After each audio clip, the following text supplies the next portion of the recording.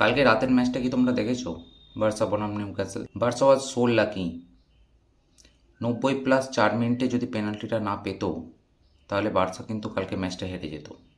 কালকের ম্যাচটাকে একটা total football match বলা যায়। দুটো বড় টিমের মধ্যে যেভাবে ম্যাচ হয় সেই রকম ম্যাচ। কেউই কাউকে একদম সোজাভাবে মাঠ ছেড়ে দেয়নি। বার্সার গায়ে ছিল 54% পজিশন, যেটা আমরা আগেই বলেছিলাম যে বার্সা পজিশন বেস ফুটবল খেলবে। আর নিউক্যাসল 46% পজিশন রেখেছিল। টোটাল পাসেস বার্সা ছিল 327টা, নিউক্যাসলের ছিল 317টা। কিন্তু শট অন টার্গেট যেখানে 16টা শট নিয়েছে নিউক্যাসল, সেখানে মাত্র 10টা শট নিয়েছে বার্সেলোনা।